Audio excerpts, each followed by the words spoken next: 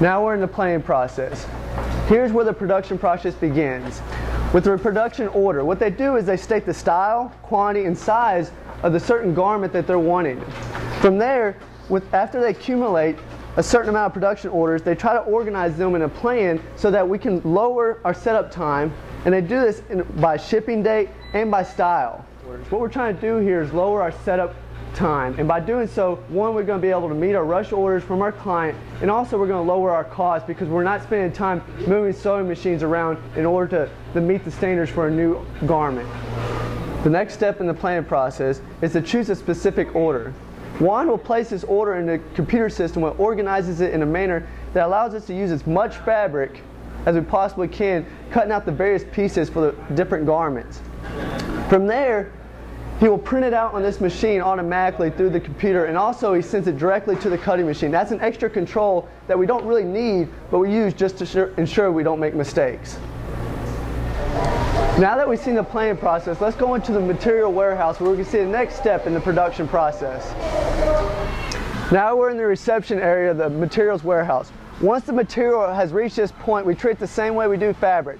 We take the receiving slip and we match it with these corresponding labels to make sure we get exactly what the supplier said they were going to send us and what we ordered.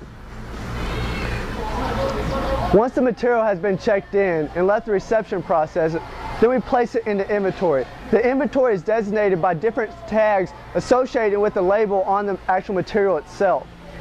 Here is where we house all the different materials needed for the production process, from our buttons, our threads, and our different types of zippers. If it's not fabric, everything they need for the production process is located in here. Another thing accountants are always looking for is to increase their efficiency.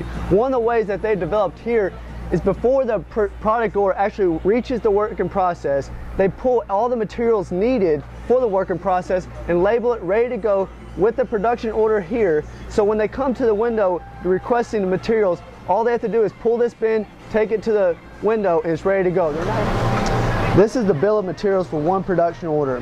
What we do, this is a control in order to make sure that no more materials are going out than what's exactly needed for the production order.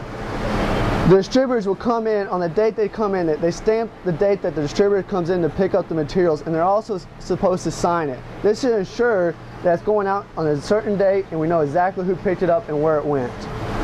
Here's where the production order begins the working process.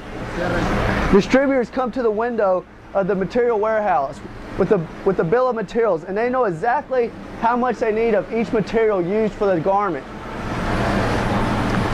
He is going to gather the materials needed for a certain production order, which he will take out and begin the working process, which we'll go and see next. Once the material has been pulled from the material warehouse, we match it with this corresponding fabric right here. As you can see, we have quite a big inventory built up here before the actual working process. What this is telling us is we have a push system here, a bottleneck. We're not increasing our efficiency, and this is costing us a lot of money having this inventory sitting here. One of our goals here is to increase our efficiency and develop a pull system. A pull system will enable these workers behind me waiting on the materials and the fabric instead of the fabric and materials waiting on them.